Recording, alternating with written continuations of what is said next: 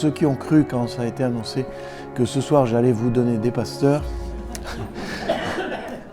bon, je vous donnerai des pasteurs selon mon cœur.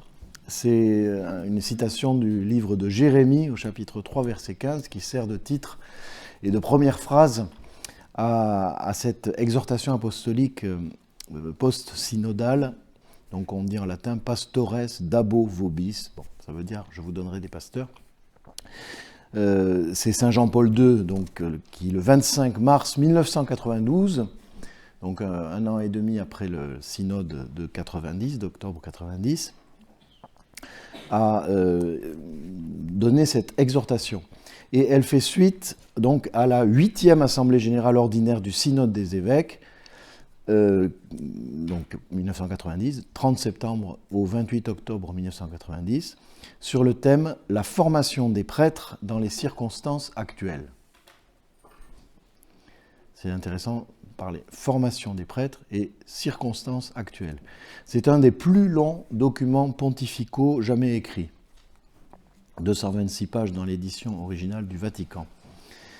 Je ne pourrai pas détailler tous les aspects de ce texte très riche, mais je vais développer d'abord le contexte en revenant un peu en arrière dans le temps, puis dégager quelques éléments généraux du contenu, et je vous laisserai aller voir le plan de l'exhortation. Là, dans cette édition, on la retrouve au dos sur la 4e de couverture, mais ça dépend, il y a plusieurs éditions de l'exhortation. Donc, je ne vais pas détailler tout le plan et tous les détails de ce qu'il y a dans le texte, mais j'essaierai de dégager des éléments généraux. Et enfin, je proposerai un zoom sur un des thèmes que je crois original, qui est la configuration du prêtre au Christ époux. D'abord, le contexte historique. Donc, puisqu'il s'agit de circonstances actuelles, la formation des prêtres dans les circonstances actuelles, attardons-nous un peu sur le contexte historique qui a amené les circonstances dans lesquelles se réunit ce synode de 1990. Et aussi ce qui a pu préparer ce synode dans la vie de l'Église. C'est intéressant parce qu'on voit que la synodalité, c'est une marche, donc ça s'inscrit dans le temps et dans l'histoire. Le premier élément, c'est les défections presbytérales et la chute des vocations. Pas très gai. Autour du Concile Vatican II, un nombre important de prêtres ont commencé à quitter le ministère, souvent pour se marier. On estime qu'entre 1970 et 1995, 46 000 prêtres dans le monde ont quitté le ministère, près de 10% du nombre total des prêtres dans cette période. Il se dit souvent que plusieurs jeunes prêtres avaient été ordonnés dans cette période avec l'idée que le Concile Vatican II supprimerait le célibat sacerdotal, et cela n'a pas été le cas, bien au contraire. Donc, comment d'ailleurs demander à des gens de s'engager en leur disant que leur engagement ne serait plus à tenir par la suite. Le Concile a d'ailleurs beaucoup travaillé la question du rôle de l'épiscopat au sein de l'Église, peuple de Dieu, corps du Christ et temple de l'Esprit Saint, mais a moins travaillé la théologie du ministère des prêtres, proposant simplement un décret sur le ministère et la vie des prêtres. Il n'y a pas de grand texte sur les prêtres dans Vatican II. Beaucoup de commentateurs ont dit que les prêtres étaient les oubliés de Vatican II et qu'une crise d'identité des prêtres s'en était suivie. Un fait avéré, c'est que si les itinéraires sont très divers, le point commun, alors est-ce que c'est la cause ou est-ce que c'est le symptôme, de tous ceux qui ont quitté le ministère, c'est qu'à un moment donné, ils ont abandonné leur vie de prière. Et s'ils ont souvent continué d'animer la prière des autres, parce que c'est la tâche des prêtres, c'était dans les temps qui ont précédé leur départ, le fait qu'ils ont quitté le ministère, c'était sans s'impliquer intérieurement dans les célébrations, les temps de prière qu'ils préparaient et qu'ils animaient. Ils devenaient comme extérieurs à ce qu'ils essayaient de faire vivre aux fidèles. Pardon. C'est-à-dire qu'ils animaient des temps de prière sans se nourrir eux-mêmes de la rencontre avec le Seigneur, sans plus prendre de temps personnel pour intérioriser. Et par ailleurs, si le nombre total de prêtres augmentait dans le monde, dans ces années,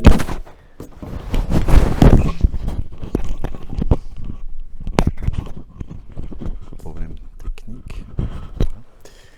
Si le nombre de prêtres augmentait dans le monde, en fait, en Occident, on observait plutôt une baisse dans beaucoup de pays, une chute même. Et en France, la baisse commence en fait dès 1901, quand on regarde les statistiques, c'est-à-dire bien avant Vatican II.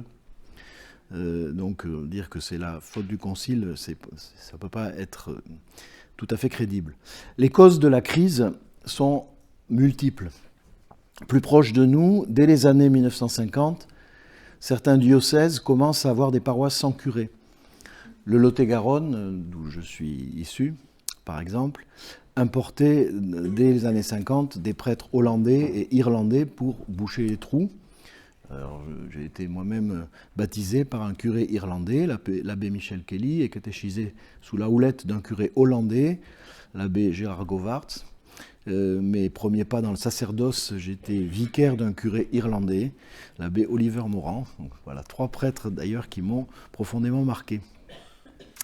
Mais c'est pour dire que les difficultés remontent loin. Le célibat en question. Paul VI a rappelé la doctrine de l'Église sur le célibat sacerdotal dans Sacerdotalis Celibatus. Alors j'ai amené le texte là, mais c'est un vieux texte de Paul VI, publié en juin 1967. Cette encyclique défend la légitimité de la tradition du célibat, c'est-à-dire d'ordonner prêtre des célibataires uniquement. Mais cet enseignement du pape Paul VI sera à l'époque contesté, notamment lors d'un synode des évêques hollandais. Paul VI souhaitait néanmoins que la question de l'opportunité pour l'Église latine d'ordonner prêtres, des hommes d'âge mûr, c'est-à-dire ce qu'on appelait les viri probati, les hommes éprouvés, les hommes d'âge mûr, que cette pratique-là qui existe dans certaines églises orientales, en tout cas, il souhaitait que la question de l'opportunité pour l'Église latine d'ordonner des prêtres d'âge mûr, question qui n'avait pas été abordée durant le Concile Vatican II, soit examinée par le synode des évêques. Et donc, il a réuni, le Père Stéphane l'a évoqué il y a un instant, le second synode des évêques, le 30 septembre au 6 novembre 1971, sur le thème « Le sacerdoce ministériel et la justice dans le monde ». Et là, cette question a été posée. Mais un groupe de pression est apparu au cours de ce synode, ayant pour idée de faire accepter au pape le projet d'ordonner les viri probati, des hommes d'âge mûr, des hommes éprouvés, des hommes mariés qui étaient éprouvés, puis, une fois la décision obtenue, de laisser la campagne de presse qui ne manquerait pas d'être menée à sa suite, le soin d'obliger Rome à permettre la réintégration sacerdotale des milliers de prêtres qui venaient de quitter le ministère pour se marier. Vous voyez, d'un côté, l'idée d'ordonner des hommes mûrs, mariés, et de l'autre, un projet un petit peu tordu, de se dire on va pousser le pape dans ce sens-là, mais le but, c'est en fait, une fois la porte ouverte, de s'engouffrer et de faire entrer d'autres réalités. Et un tel état d'esprit ressemblait à une conspiration prévoyant l'usage de la pression médiatique. C'était évidemment complètement à l'opposé de ce qu'est réellement la synodalité. Ceux qui ont pris conscience de l'existence de cet état d'esprit ont perçu que l'Église latine était loin de vivre un moment favorable, un kairos en grec, comme on dit, pour pouvoir modifier la pratique latine du célibat presbytéral d'une façon qui ne soit pas facteur de troubles et de ruptures graves de la tradition. Tradition selon laquelle, même en Orient, jamais il n'a été question de permettre à des prêtres qui s'étaient engagés au célibat de continuer à exercer leur ministère après avoir choisi de se marier.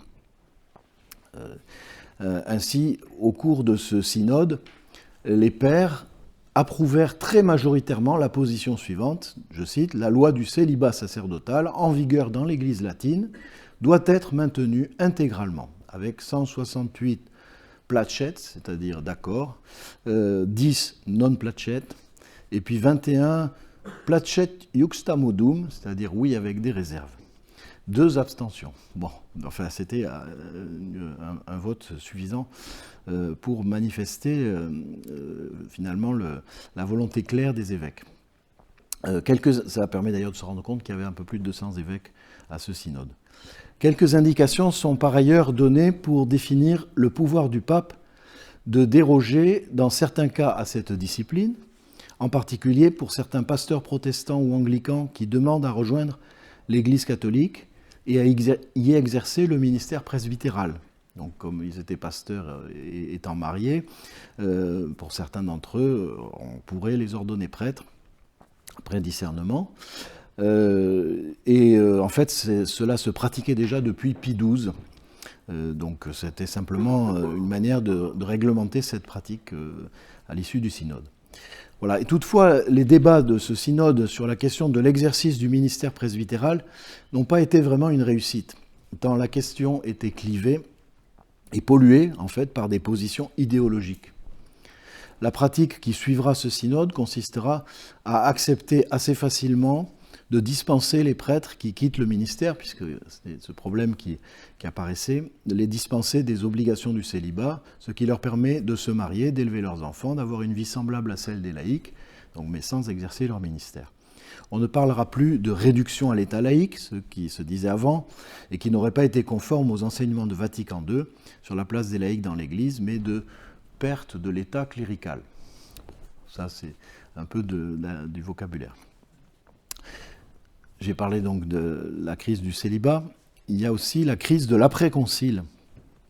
La crise du sacerdoce ministériel, donc des prêtres, s'est poursuivie, manifestée par le départ de nombreux prêtres et aussi des témoignages parfois désolants de prêtres désabusés ou déprimés. Beaucoup ont alors vu dans cette crise la conséquence du concile. C'est le cas de Monseigneur Marcel Lefebvre, qui va fonder la Fraternité sacerdotale Saint-Pie X pour former des prêtres selon la forme traditionnelle d'avant Vatican II, accusant le Concile d'être la cause d'une décadence de ce ministère.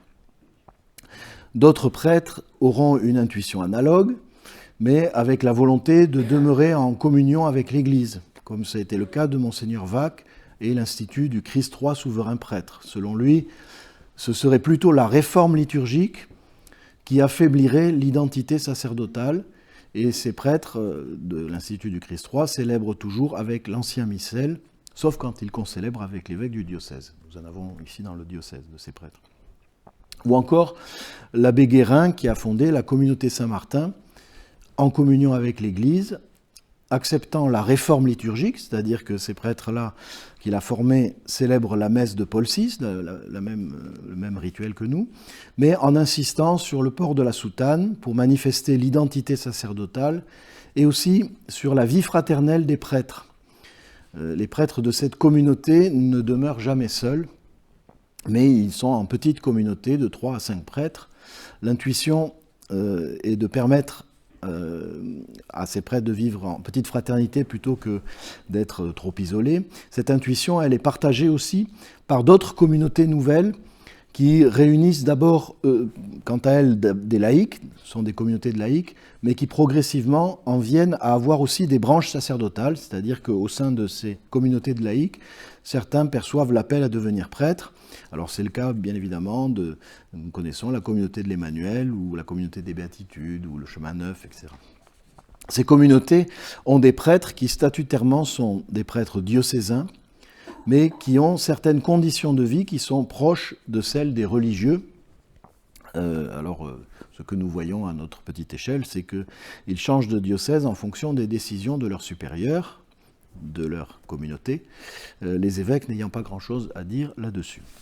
C'est une autre question. Mais nous sommes héritiers de tout cela. Un autre aspect donc, de ce parcours historique, c'est la question de la promotion du laïcat qui découle du Concile Vatican II et son rapport à la crise de l'identité sacerdotale. Pour comprendre les causes internes à l'Église de la crise du ministère presbytéral, certains ont émis l'hypothèse selon laquelle la vocation des laïcs à participer pleinement à la mission de l'Église, ce que le Concile Vatican II soulignait, le fait de valoriser la mission des laïcs dans l'Église, que cela démotivait les jeunes qui auraient pu devenir prêtres, puisqu'ils pouvaient tout aussi bien devenir des saints et évangéliser en vivant une vie laïque, a priori supposée moins exigeante, je ne sais pas si c'est vrai, compatible avec une réussite sociale et une vie relationnelle et affective riche et ouverte à tout ce qu'offre le monde moderne. Certainement, le synode sur la vocation et la mission des laïcs, qui a été déjà présenté dans le parcours synodalité où nous sommes, dans ce synode de 1987, qui a été suivi de l'exhortation apostolique Christi Fideles Laici en 1988, avait pu répondre en partie à cette question, puisqu'il s'est appliqué à situer la vocation des laïcs en articulation avec le ministère ordonné, donc en n'omettant pas de mentionner la complémentarité des vocations. On a besoin dans l'Église de tout le monde, de laïcs et aussi de prêtres, et aussi d'ailleurs de religieuses et de religieux. Donc la complémentarité des vocations, laquelle était déjà clairement formulée évidemment à Vatican II dans la constitution dogmatique Lumen Gentium. En tout cas, l'exhortation apostolique de 1988 insiste davantage, bien sûr c'est son objet, sur la place des laïcs dans la sanctification du monde.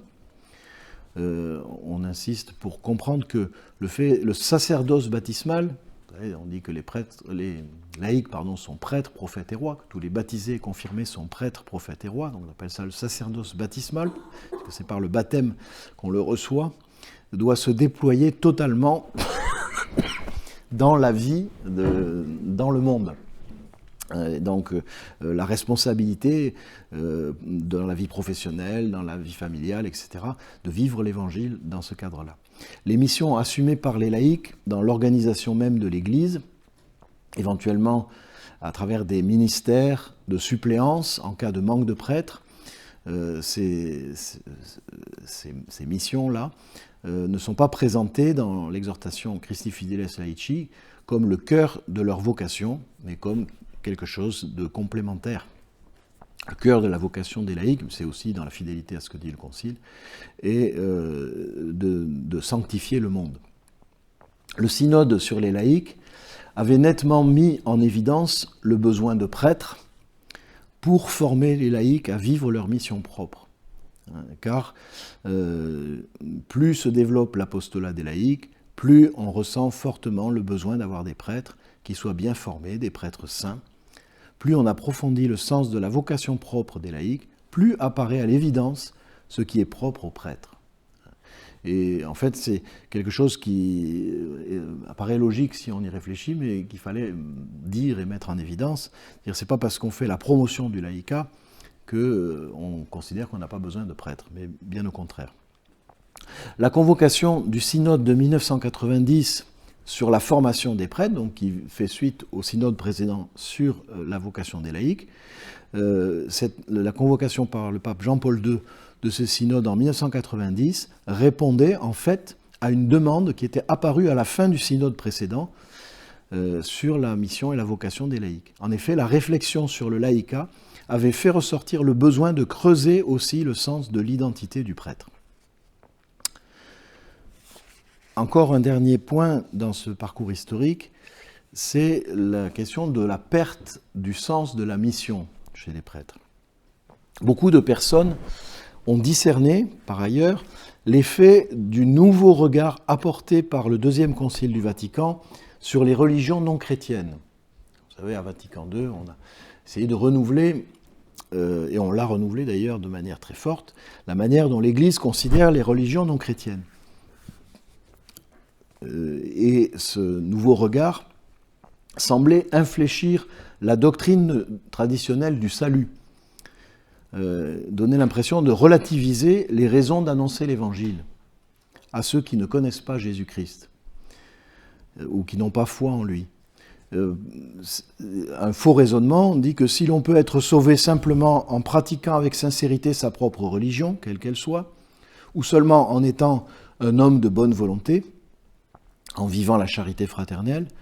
Si finalement on n'a pas besoin d'être chrétien pour être sauvé, à quoi bon évangéliser? Et cette question, qui peut-être nous paraît un peu étrange aujourd'hui, mais elle s'est réellement posée dans l'esprit de beaucoup. Et beaucoup de missionnaires qui étaient partis en Afrique notamment ou ailleurs sont à ce moment-là rentrés en Europe, après le Concile, ayant perdu le sens de leur vocation, car ils étaient partis avec au cœur l'intention de sauver des âmes. Et ils se disaient, mais à quoi bon aller évangéliser des gens qui ont déjà une religion, qui ont déjà plein de valeurs et qui essayent de bien faire ce qu'ils ont à faire. Alors Paul VI, face à cela, cherche à répondre à cette crise en publiant l'exhortation apostolique Evangelii Nunciandi, dont il a aussi été question et qui a été présentée dans le parcours, suite donc aux travaux du synode de 1974 sur l'annonce de l'Évangile. L'exhortation de Paul VI, qui répond en fait à cette question de pourquoi évangéliser et comment. Et c'est un très très beau texte publié le 8 décembre 1975 et qui explique que toute l'Église est appelée à évangéliser. Évangéliser, c'est la grâce et la vocation propre de l'Église, son identité la plus profonde, elle existe pour évangéliser, c'est-à-dire pour prêcher et enseigner, être le canal du don de la grâce, réconcilier les pécheurs avec Dieu, perpétuer le sacrifice du Christ dans la Sainte Messe, qui est le mémorial de sa mort et de sa résurrection glorieuse. C'était au numéro 14 de ce texte qui vous a déjà été présenté pour ceux qui sont venus à la précédente soirée. Ça, c'était peut-être celle d'avant. La première, voilà. On comprend alors que l'enjeu de l'évangélisation n'est pas seulement de conférer le baptême pour sauver des âmes, même si ça peut avoir cet effet, mais plus profondément de partager avec ces âmes la connaissance de l'amour du Christ. Connaissance de l'amour du Christ qui ne peut pas être gardée pour soi-même, ni pour un petit groupe d'initiés. Si j'aime le Christ, j'ai envie que les autres le connaissent. Il doit se communiquer, car c'est la nature même de l'amour que de se communiquer. Donc je ne peux pas prétendre aimer le Christ sans avoir envie de le faire connaître. La motivation de l'évangélisation, elle est vraiment de nature mystique, plus encore que théologique, et c'est un élan intérieur que personne ni rien ne saurait éteindre, disait Paul VI dans cette exhortation. C'est pourquoi nos contemporains ont besoin de témoins plus que de maîtres, ou s'ils écoutent des maîtres, c'est parce que ces maîtres sont des témoins qui sont habités par la foi qu'ils ont à communiquer. Dans beaucoup de pays d'Europe, la courbe des vocations qui baissait dangereusement a connu une reprise à partir de 1976, semblant manifester que les réflexions du synode sur l'évangélisation répondaient en grande partie à la crise. En France, il n'y eut pas de reprise, mais il y eut quand même une stabilisation. À partir de 1976, les ordinations entre 1976 et 2001 seront stables, à un niveau relativement bas, pour la France, donc un peu plus d'une centaine de prêtres diocésains par an, et 50 à 60 prêtres religieux par an. Mais ça n'était plus une courbe, c'était une ligne droite. Donc il y a eu quelque chose, un effet quand même de cette réflexion de l'Église à ce moment-là sur le sens de la mission, sur la valeur permanente du précepte missionnaire. Et d'ailleurs, Saint Jean-Paul II va appuyer encore sur ce levier en publiant l'encyclique Redemptoris Missio, le 7 décembre 1990, qui insiste sur le fait que annoncer l'Évangile, c'est toujours actuel. Néanmoins, sans qu'il y ait de chiffres officiels, dans les années au début de 1990, on peut dire que les départs réguliers, ça ne suit pas non plus un compte-gouttes, c'est toujours des cas particuliers, mais quand même, des départs de prêtres, parfois même après seulement quelques années de ministère, continuent de se produire. Et on peut dire que la crise d'identité du prêtre n'était pas derrière nous, Et le synode de 1990 arrive dans ce contexte.